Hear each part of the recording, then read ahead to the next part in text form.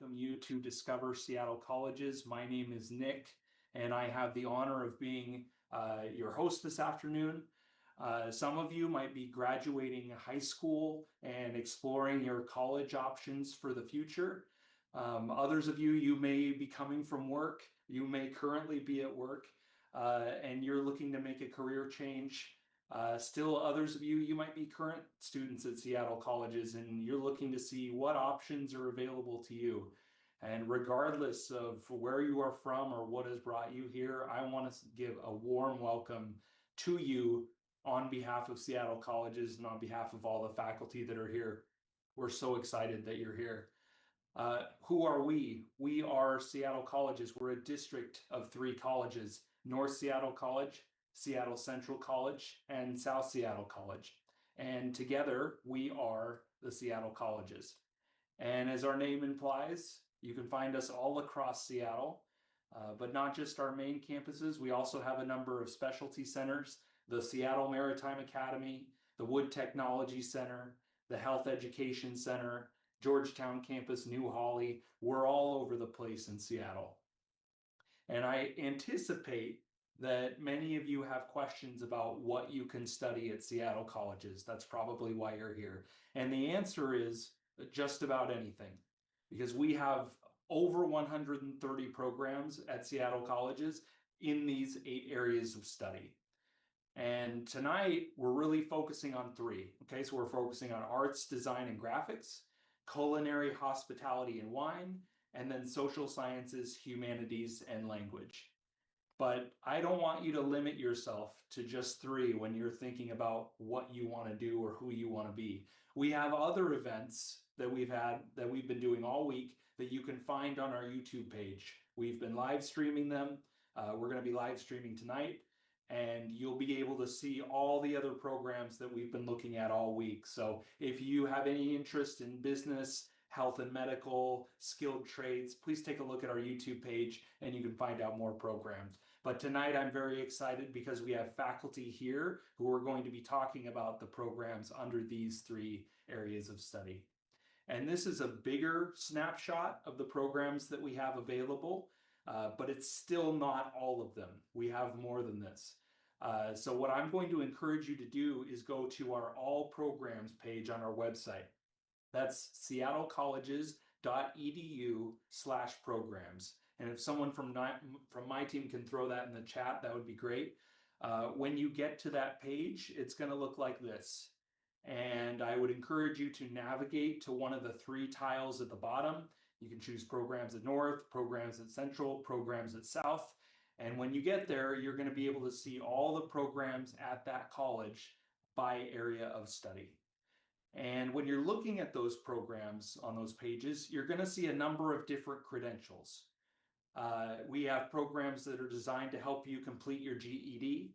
We have certificates and short-term certificates.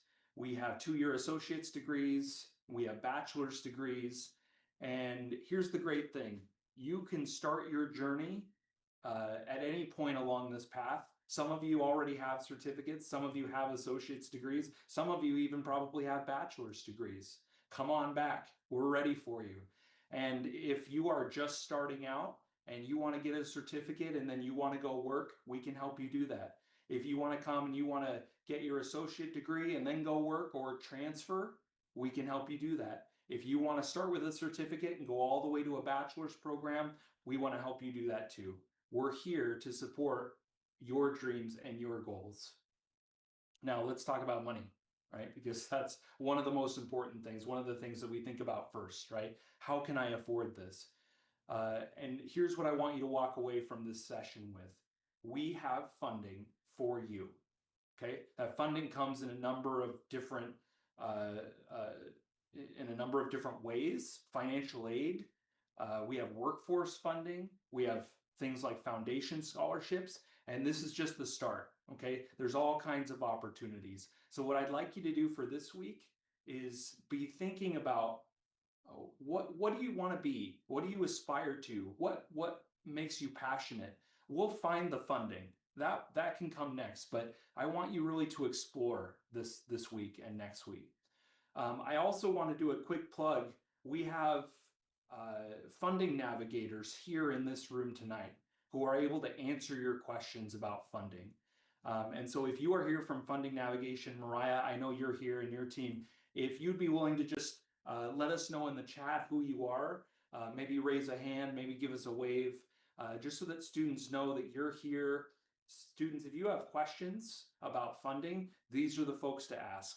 And so I encourage you, feel free to direct message them or just drop it in the chat, but they're here to help. And I'm just really grateful, Mariah, for you and your team being here tonight. So thank you. And also another quick plug, virtual FAFSA and WASFA workshops are happening Tuesdays at noon on Zoom. So similar format to this. You can learn how to apply for financial aid. FAFSA and WASFA are the applications. You can get your questions answered and you can get one-on-one assistance. And so I encourage you, grab a picture of this QR code right here. And on Tuesdays at noon, hop into that Zoom room and you'll be able to get your questions answered. And again, just a reminder that we've had events all week. Today is our last day, but all of our content is going to be on our YouTube page. So please find that as you have time.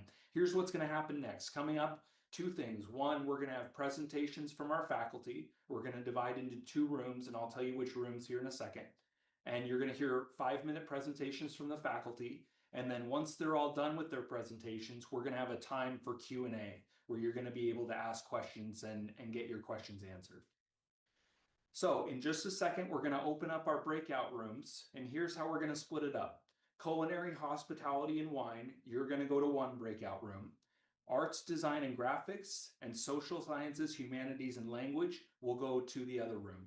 So students, I want you to choose which one really piques your interest, which one gets you excited, which one are you here to learn more about.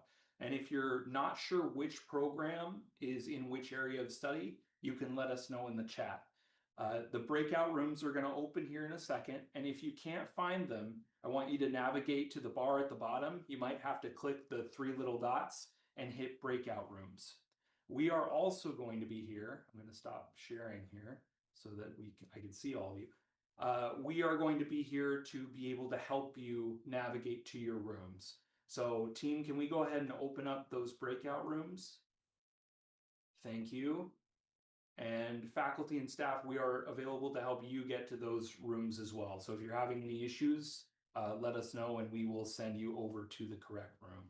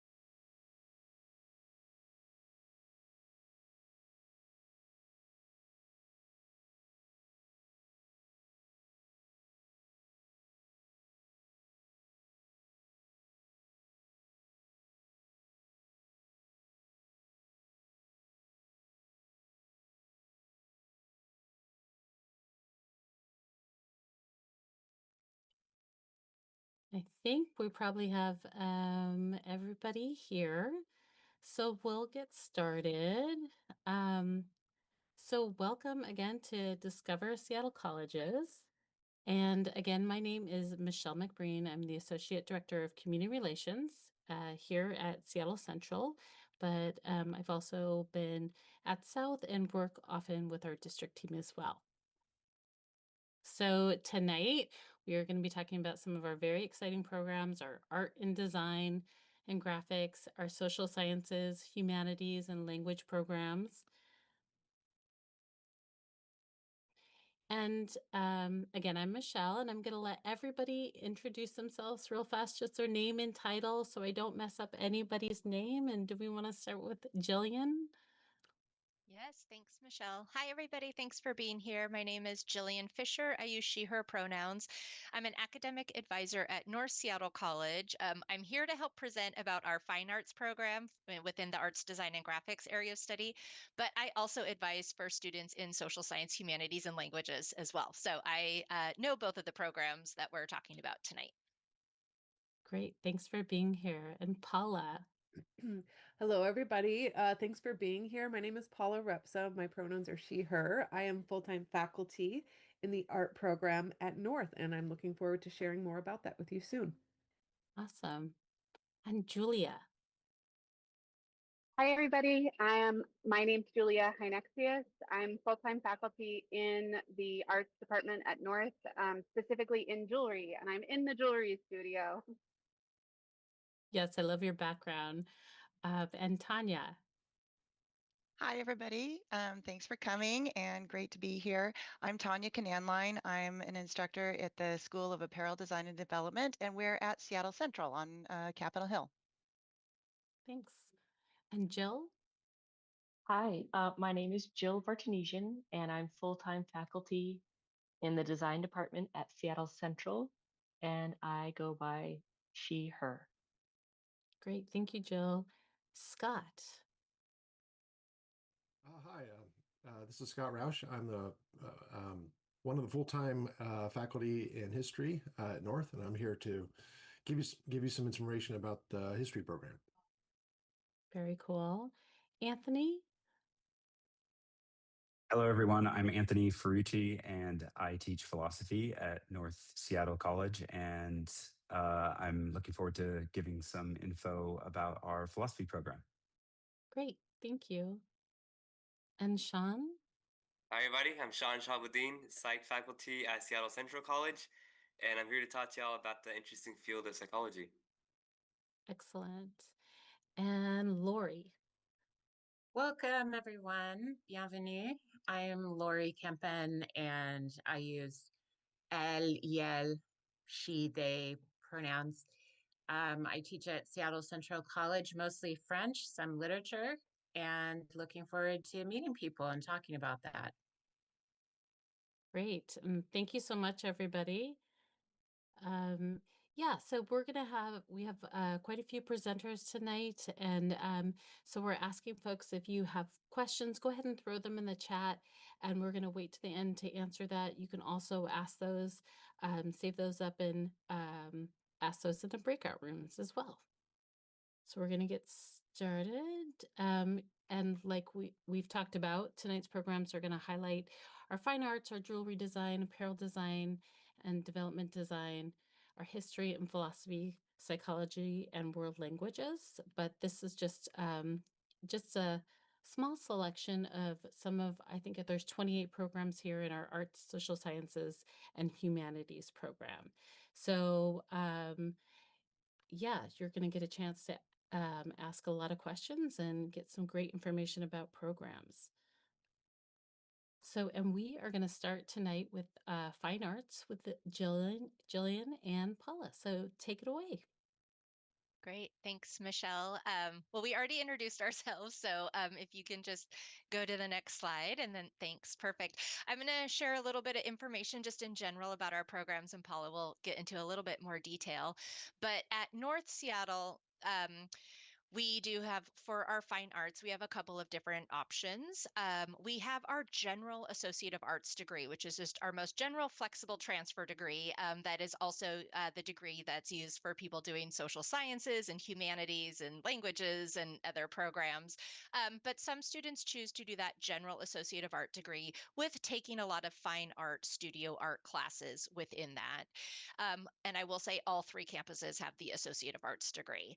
But at North, So we have an Associate of Fine Arts, which is mostly what we'll be talking about today, or the AFA for short. And that is a fine art studio degree. It's pretty, not all community colleges have an AFA, so it's a pretty rare degree. I will say it's a little different than some of the other art programs you're going to hear about tonight from some of the other campuses because it's a little bit more broad. Students will get a broad foundation in a variety of mediums of art and then have the option to choose at least one, sometimes two mediums that they want to get more of expertise in and really dig into and take more of classes within that field. One of those mediums is jewelry, which Julia will be talking about in just a minute. But in addition to getting more focused in jewelry, students can also choose to get more focused in ceramics, digital and graphic art, drawing, painting, photography, printmaking, and sculpture. So we have a variety of fine art classes. I will say that for our studio art classes, the vast majority of them are going to be in-person classes. So while it says in-person and online is going to be more for some of those general education classes and some of our art history classes. I will also say we have a lot of students coming for art history. Students can start any quarter. So I know I just saw a question about, is there summer? Yes, we have summer spots. We can start any quarter. There's no prerequisites to get in. There's no prerequisites for any of our entry-level studio art classes. Any student can take those classes. Of course, when they're doing the more advanced level, then yes, they will need to have those beginning studio levels for that. And as you can see, the average class size is 20 for our studio classes. Jewelry is a little bit smaller. Some of our digital art classes are a little larger, but 20 is what our studio art classes are capped at. I'll let Paula share some more information. Next slide. And I was just typing in the chat some of the courses we offer. I'll finish that up once my time is up. So thanks, Jillian, for sharing the sort of nuts and bolts. We have a really beautiful, unique program at North. And as Jillian said, we're primarily focused in studio arts and providing a really solid foundation in studio arts so that you can go on to pursue your own art degree, transfer to a four-year art institution or college, or even some of our students who have prior undergrad degrees go on to grad school with the portfolios that they build at North. So we have a really amazing team of faculty who themselves are working artists and are connected and really passionate about art, and not only art, but teaching as well. We have a lot of in-person courses that we're offering, which means that we have really well-equipped art studios. And one of the things that we love about teaching primarily in person is the community that it brings. And so as Jillian already had mentioned, some of the foundation classes that we offer in that middle blurb, I'm going to skip that. One of the things about building community is that we try to form as many connections as we can for you on campus. So while you're taking your classes, you have an opportunity to participate in art group. We offer art and craft sales that are free to participate in. We have a juried student art exhibition on campus in our amazing gallery. We also have the gallery, which has openings and visiting artist lectures. And those are things that are all available on campus. So when you come and you take your studio art classes, you already are part of a community. We have one more slide.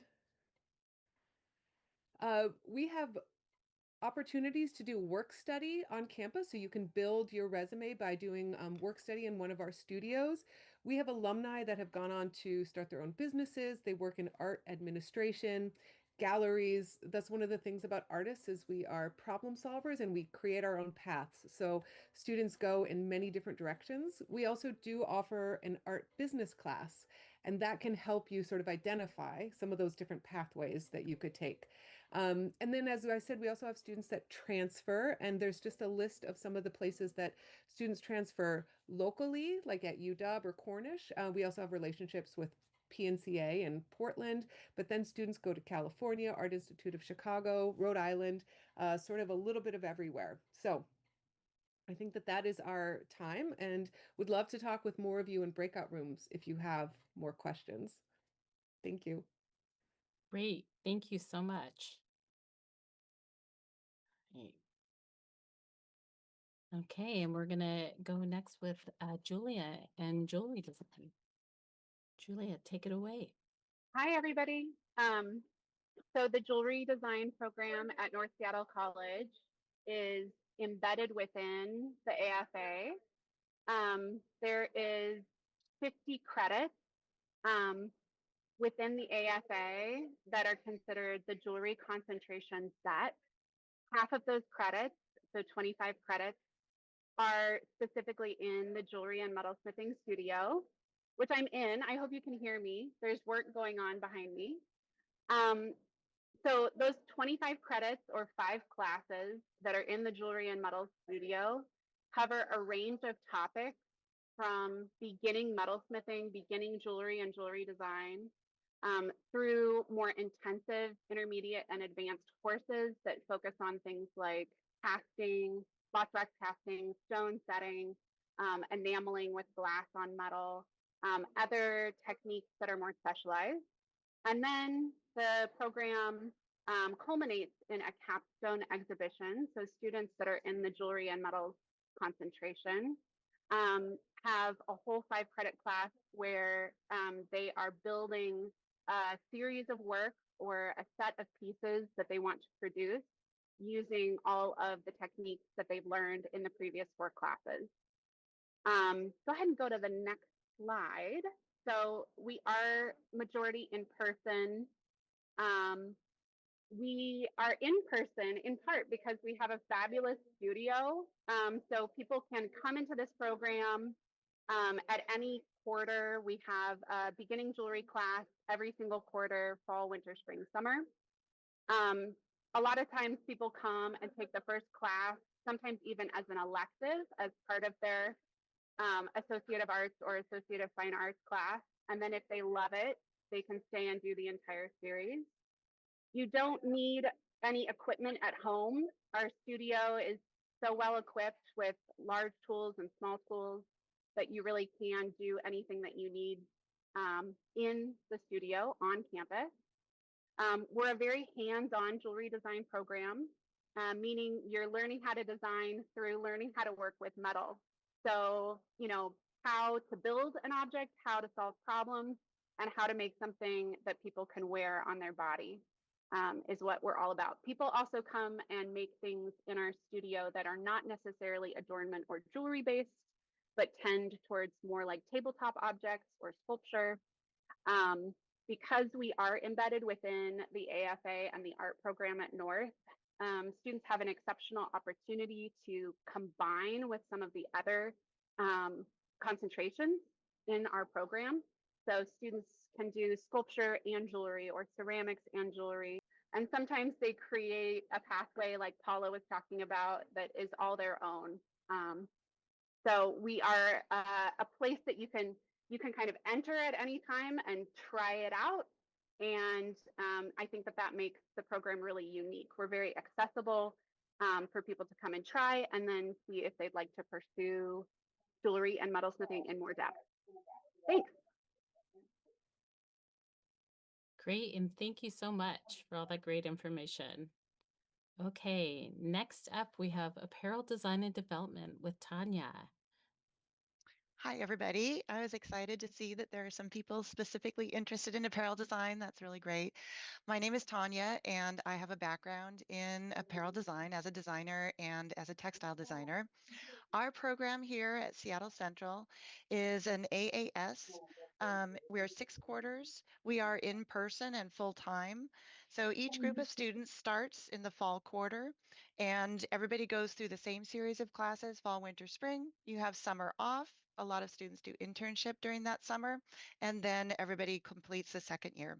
And that really creates a great community. I mean, people meet their best friends, and it's really just like a lovely, synergy of people working together. Because we're in person, there's lots of peer learning. There's a great facility with lots of tools and equipment to support your learning. So we've got great pattern making tables and lots of industrial sewing machines, pressing equipment. Next slide. Oh, sorry, sorry, back to the other slide. I did want to talk about the skill development courses in particular. So to get into the program, we do have some skill development courses that there's a 3-part series, Apparel 096, 098, 100. Those are offered in quarter in sequence. The next Apparel 096 will be fall quarter, or you could enter that series winter quarter next year. We also have a summer intensive, Apparel 099. And that one is pretty intensive. It's offered this summer, 3 days a week, 5 hours, plus homework. And these courses are really focused on developing professional sewing skills and working on industrial machines. They're also just great for understanding, like, is this program for you?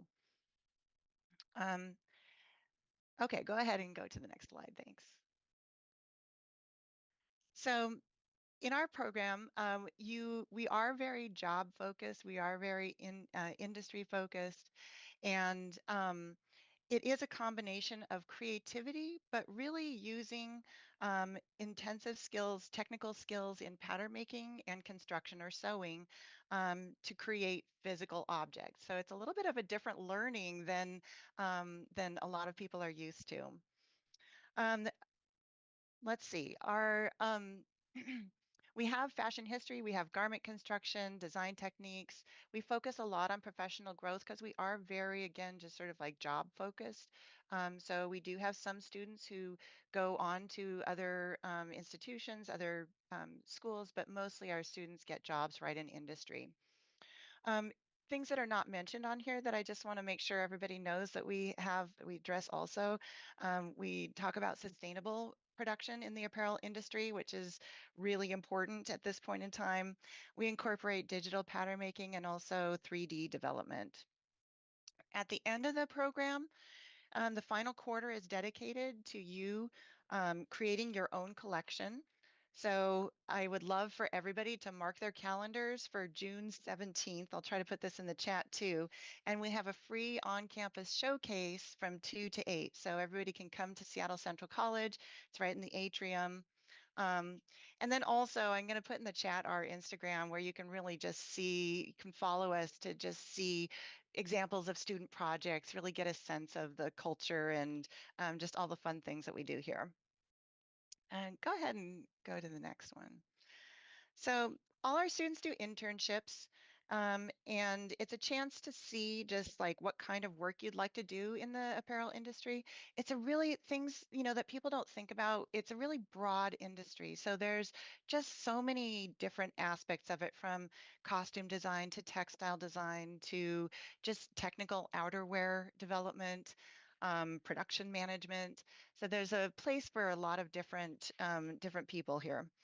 We have a strong alumni network, so you'll get to connect with people in a variety of different careers and companies, from costume designers to technical outerwear designers to independent fashion designers. You can see that a lot of our graduates go on to work at local companies like Tommy Bahama or Nordstrom. Filson, REI are a couple of other companies that hire our students. There's a ton of small businesses in our area. But we also have a lot of alums who go to California or New York. We have people at Patagonia, at Stussy, Brain Dead, Ralph Lauren, Philip Lim. And so it's really a place where you can combine creativity with technical building of products and business skills. And it's really a place to, think about a career. And I hope I'll hear more questions and everything from the breakout room. I see, and I don't know if we have time to answer questions now. I see a couple in the chat, and I'll just reply to those. Thank you, everybody. Thanks so much, Tanya, and that would be great. And I love that show so much, so shout out for that show for sure. And then design with Jill. Hi, my name is Jill Vartanesian, and I'm a full-time faculty at Seattle Central College. I've been teaching there for a while. Like Tanya's program, our industry in design is very broad. You could go to the next slide. Our program tries to offer a continual course of 2 years. So it's 6 quarters of classes, and the classes meet Monday through Friday from 9 to 2. And the first year of our program, we do fundamentals and principles of graphic design. And then our second year, we build deeper projects that will build into your portfolio. When you finish, you get an Associates of Applied Science degree. And currently we are all in person. We were hybrid for a while, but recently we switched all in person, and we start fall quarter. We do have a couple prereqs, which is passing English 107 and Math 81. And when you apply to our program, we have a portfolio review. So you submit some of your work as a PDF file or JPEGs through our website, which I'll add in the chat once I'm done. You can go to the next slide. As I mentioned before, our program is part of a broad field. When our students graduate, we've had students go into advertising and branding, people who work illustrating and poster design, people who specialize in developing typography or working with type. We've had people work in architecture firms as environmental designers. So if you've ever been to a museum exhibit and you've seen a really cool display, it was probably a designer who had their hands on it, or wayfinding at an airport or signage, or even a pop-up shop, that was probably a designer. We also have students go into packaging, web design, mobile apps, AR and VR, motion, and also we're doing a lot of work in AI because that's really coming into fruition in our industry. Our classes are set up as a working studio environment, so you learn skills and techniques and programs applicable to our industry, and then we apply them right directly to projects that will then teach you both design skills and also production skills, so that when you leave our program, you could be employed at a lot of different industries around town. I'll list a few in a minute. Or you could start your own business. A lot of students start their own business in design. And some people choose to freelance, do a little bit of both, working for companies and do little side projects on the side. You can go to the next slide. So you can see a few of the logos.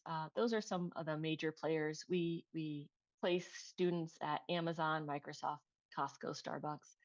But I heard that was some interest in gaming design and video design. We do have students who've worked in the visual design for Xbox and Nintendo and Wizards of the Coast, as well as other smaller studios that you may or may not have heard of. We do have internships as well as a requirement. And again, it's just for you to explore and test out what you might like to do in the industry. And we have a strong network of alumni who can help you find either project-based work or jobs or internships along the way. There's a list on this slide of different roles. Again, it's such a broad industry. And what I love about my field is there's room for almost anyone who's interested in visual design, from motion to print to screen-based interactive design. I think that is it for my slides. If you'd like to see more, I will post this little place where you can find more in the chat about our courses specifically, and you can see a lot of samples of student work at the site. And there's also a link to apply to the program. So the portfolio submissions are there as well. Thank you so much, Jill. And then we're going to go to history with Scott. Okay. Hello, everyone. I'm Scott Roush. I'm one of the full-time faculty in history at North Seattle College. If you could do the next slide, please. So history doesn't have a specific program degree or a certificate. The history courses are They are a very useful prefix for courses that will be helpful to finish the AA degree. We offer courses fully online and in person, and also hybrid. Next slide, please. So, in terms of history as a field of study, it's very, very useful as a foundation for a lot of other fields. History as a profession directly is, of course, a very rewarding field, and I'm doing it right now as we speak. But it's also a very important field of study for learning some very important skills that can transfer to all kinds of things, because everything has a history. All the other fields that you're going to hear about are things that have a history. In the apparel design field, it would be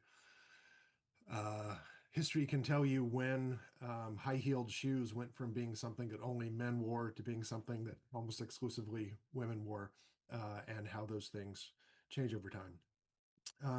History is the foundations of history is basically the questions, what happened, why did it happen that way, and what are some of the lessons we can draw from the fact that it happened that way. And those are really crucial questions for understanding all kinds of things, even things that don't necessarily seem commonly thought of as being in the field of history. So also the things like learning to write well and keeping track of where you got the evidence, writing persuasively, using generally sound logic, and some good interpretation of the thoughts of other people are things that can apply to many other different aspects of life. I also wanted to address a sort of common experience and common misconception with the field of history. I think a lot of students have, in their K through 12 experience, and maybe in some cases at the college level, their experience is that a history course it's a list of names, dates, and facts that they have to memorize, and seems completely disconnected from whatever's going on in the world now. And generally, we teach history at North, I think all across the district, in some ways that are quite different, deeper, and I think more sophisticated. Next slide, please. Yeah, so again, these are some jobs and careers where, sort of thinking off the top of my head, where directly a history major goes. Now that I look at it, I think it's also interesting. I didn't include education, which is the field I'm in right now. That's probably a sort of defense mechanism, because people often ask, so what are you going to do with that? Are you going to be a history teacher? And now my response is, well, yeah, why not? It's a wonderful job. I mean, look, I get to dress like a lumberjack and, do my job. The list of institutions are just some of the institutions that some of our graduates have gone into. The history program, the way we see things is to really get people prepared to be not just history majors, but generally well-rounded students who have a background in many, many different things. And if you have any questions, I'd be happy to answer them in the chat. And thank you for listening. Great. Thank you so much, Scott. And you guys are so on time for this presentation. And next up, we have philosophy with Anthony. Hello, everyone. I'm Anthony Ferrucci, and I teach philosophy mostly at North, but also at Central and at South in the past. So would love to talk just a little bit about some of the courses that we offer and our program. So, like Scott was saying with history, most of the students we have in philosophy take usually one course or two or more, hopefully, in the pursuit of the direct transfer degree or AA degree. But we do offer online and in-person courses at North and Central. So next slide, please. So the way my airplane pitch to what philosophy is anymore is it helps us to think deeply about things that make us human. And instead of philosophy just being a bunch of abstract things, I try to tell my intro students it's how to think about how to live well, what kind of people we want to be, how should we treat other people, and how to solve some of life's thorny problems. And so we offer a number of really great intro courses. If anybody here is interested, maybe not in this group, but if you're thinking about maybe the nursing program, we do have ethics courses that the nursing students have to take that are really fun, I think, where we get to talk about some really great stuff. So Philosophy 111, which is bioethics, is a course that I teach once a year. We get to talk about really pressing issues like human enhancement, genetic engineering, abortion and euthanasia, and other very pressing issues in modern society. We also offer Philosophy 102, which is contemporary moral problems. And increasingly in my courses, the first issue I'm teaching is artificial intelligence. There are a lot of things that we need to think or are thinking very deeply about.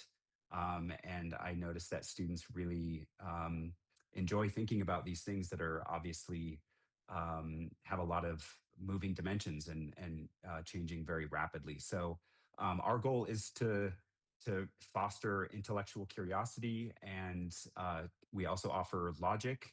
And we're developing a new course in critical reasoning to help people think better and more deeply about things and to come up with their own reasons and good arguments for things.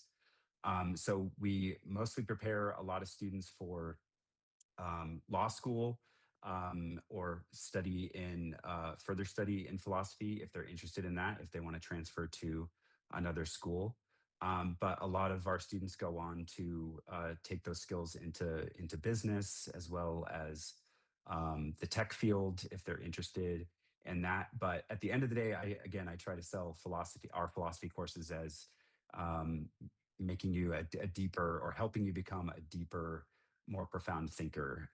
And those are things that I think we all want to benefit from. So next slide, please. So as I mentioned, a lot of our students go on to law school, or they go into the medical profession.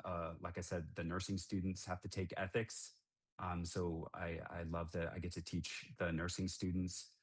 But there are other areas that we can do. Like Scott was saying with history, I often get, what are you going to do with a philosophy degree? But I think of it as a great preparation for so many other things. And like Scott was saying, I am very grateful that get to teach philosophy for a living. And so there's no shame at all in wanting to become a teacher. We need teachers. So I've been very fortunate that a few of my students have gone on into education. So that's great. But a lot of other students go into tech. If you're wanting a profession that's related to the rise of artificial intelligence, there's a lot of philosophers that are working in artificial intelligence and AI ethics in particular. And last thing I'll mention, we've been developing a few degrees. We just finished our ethics and technology interdisciplinary program with computer science. So trying to get computer science with philosophy. So there's a lot of really great pathways that you can explore, or even if you just want to take a philosophy class, I highly recommend that. We have a lot of great offerings. So thanks for listening. Would love to answer any questions that you have later on. Thanks a lot. Thanks so much, Anthony. Okay, and Sean, you are up with psychology. Yes, hey everybody, how's it going? We as psychologists study how humans think. So let me start off with this thought process or thought experiment. Imagine you're a manager and you manage like hundreds of employees and they're just not happy at what they're doing at work. How can you make them happier? Type in the chat some ideas. As a manager, you have a lot of resources, a lot of power. What can you do to make your employees happier? Go ahead and type it in. While you're typing it in, I'm gonna keep talking, right? By the way, answer is not money. There's more things humans like that motivate us more than money. So what is it that you can give to your employees that'll make them happier at work that is not money? Go ahead and type it in. We have psychology classes, tons of them, amazing classes. Psych of racism, psych of gender, psych of sexuality, memory, cognition, personality. We offer classes every quarter in several different formats. You can start anytime, summer, fall, winter, online, in person, whatever you want. Our classes are all about having us learn about what makes us human. Students say when they take our psychology classes, they come out learning more about themselves. Oftentimes they say, I knew about this, I heard about this, I see it all the time, but now I realize there's a word you can attach to it. People have done studies to find out more about who we are as humans. Next slide, please. We got time off. We have more fun at work, celebrations, social events, do little activities, healthcare. Make them feel like they're. Oh, by the way, a lot of faculty responded. I was hoping the students would respond. Studies have actually found that more than money, what motivates employees is autonomy, doing things that they want to do in the way they want to do them without having a manager micromanage them. A sense of purpose in the work they're doing. No one wants to do stuff that's just busy work, students or employees. Time off is sometimes better than money. They can spend it with their family and loved ones. And travel. Instead of having me stuck in this little desk for 8 hours a day, can you send me off and have me talk to people? Can you send me to different countries, different states where I can get out of my shell and meet people? That'll get me more motivated and going. You notice on the bottom right of this PowerPoint, there are a lot of these little soft skills that psychologists teach. Y'all, in the world of AI, in the world of these hard technical skills, we're missing the human component. We need to talk to our fellow humans to understand how we're feeling. AI can do a lot of stuff, but I don't go to AI when I'm having a bad day. Okay? I need a fellow human who understands my emotions, who can tell when I'm upset. AI can't do that, but learning psychology, learn about analytical thinking, adaptability, how to make judgments, how to manage our own emotions, how to understand and manage other people's emotions. And I think we'll all come out as better humans through this process. If you've ever thought to yourself, man, why do some people have political beliefs that are very different from mine? If you've ever thought, why is it I can't do this right? Or someone can sit down and focus for 3 hours, I can sit down for 10 hours and not get anything done. That means you're having a trouble understanding yourself as well as other people. And taking any psychology class, I think you'll better be able to understand your fellow human being. And when you do so, I think you'll be better able to relate to them. Because the best way to relate to someone is understand what's going on in their minds. Next slide, please. What can you do with psychology? It's more than just therapy. It's more than just psychological disorders. All psychology is understanding how humans think. Think of any field that has humans in it. On the right, that image with the little wheel has intersectionality of psychology and several different subfields. Any field that requires humans, whether it's medicine, fashion, computers, right? Engineering, making buildings, making furniture, video game controllers, we have to think about, well, humans are going to use this. Humans will be involved in this process. So we need psychologists to understand the human factor. Because if you just get people who know about skills and efficiency and the best methods to get stuff done, right? Then you'll have managers who will say, oh, give them more money. They'll be fine. They won't understand or be able to empathize or get in the heads of fellow human beings. And that's why we need more psychologists in the world, people who study psychology. If you have more questions or if any of this interested you at all, if anything, if this got you more curious, come talk to me in the breakout rooms. Thank you. Great. Thank you so much, Sean. Okay. And Lori with world languages. Hey everyone, bonjour, bonsoir, maintenant. Welcome. I'm going to talk a little tiny bit about world languages that we offer at Central, and then mostly about the French program. So we offer French, Spanish, and ASL, American Sign Language, Chinese, and Arabic. So each of those, so Arabic and Chinese have 2 quarters. So for just the first quarter and second quarter of each of them. And then Spanish and ASL have 3 quarters, a full year. And then French, we actually offer up to 6 quarters. So, or we do offer 6 quarters. You can take up to 6 quarters, and there's occasionally, if there's interest, I'll even offer beyond that. So to get you involved a little bit, Sean inspired me. So I'm going to throw out a question for you. I want to know what you think. How many French speakers are there in the world today? And how many are there expected to be by 2050? So how many do you think there are today? That includes native speakers and people who speak fluently, because there are a lot of countries where it may be their second or third or fourth language. So I'll come back to that in a minute. We have in-person classes, online classes. You can start anytime. We do offer French in the summer as well, and class sizes tend to be between 15 and 28 is true, most often like 20 to 25.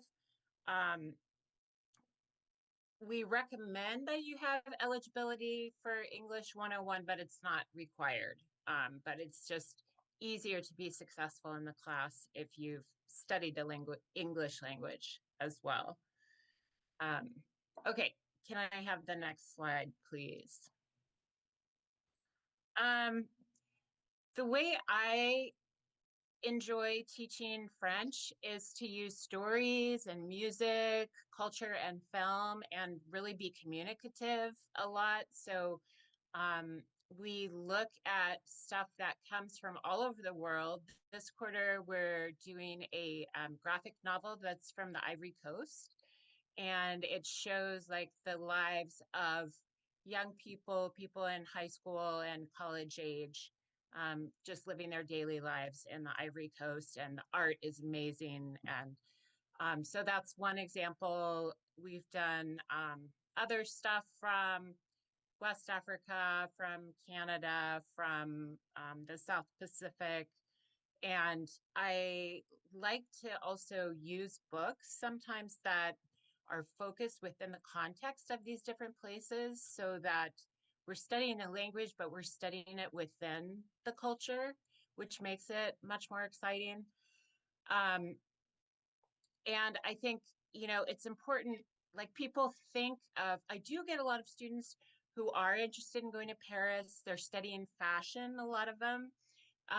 They're studying maybe wine or culinary arts. So we definitely also do look at Paris and France significantly as well. But I think it's important to know how many people speak French in the world as a whole. So let's see what people have said in the chat. 1/10, 200 million, 1 billion, 1.5 billion. So right now it's 310 to 320 million speakers in the world currently, but by 2050 it's expected to reach 750 million. So it's a very influential language. It's a language that's really useful if you plan to go on in international relations, international business. Of course, some people like it simply because it's known as the language of love, the romantic language. It is a gorgeous language. That was what brought me to French initially, was not that it was the language of love, but that it was so beautiful.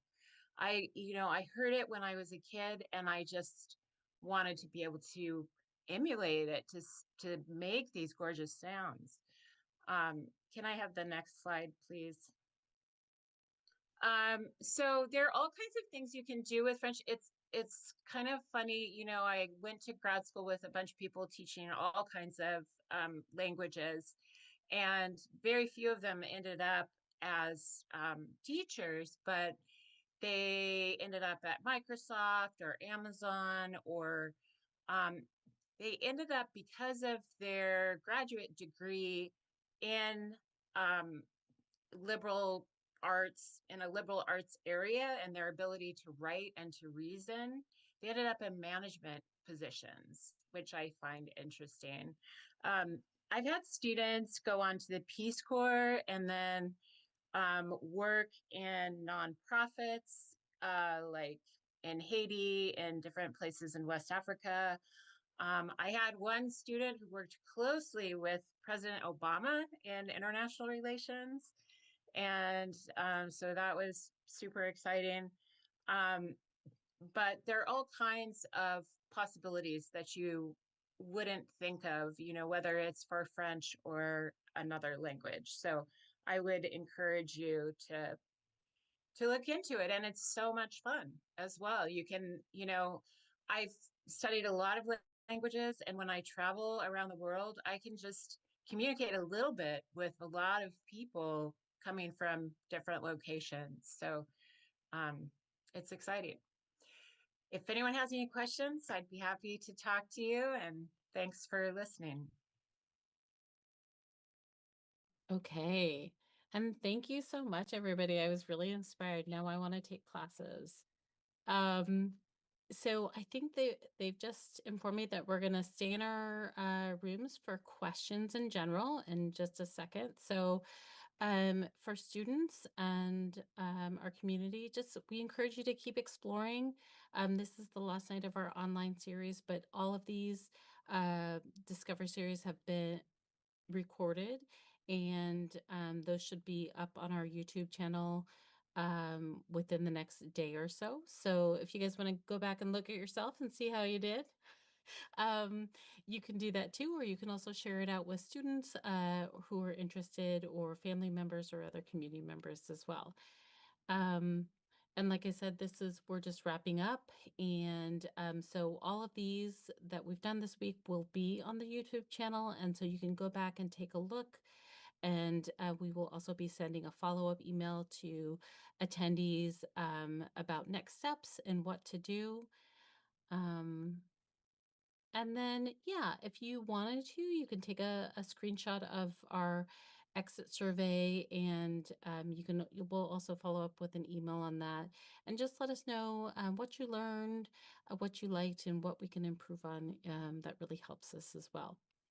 So, yeah, like I said, they just instructed me, we're going to stay in this room. So I'm going to stop sharing here.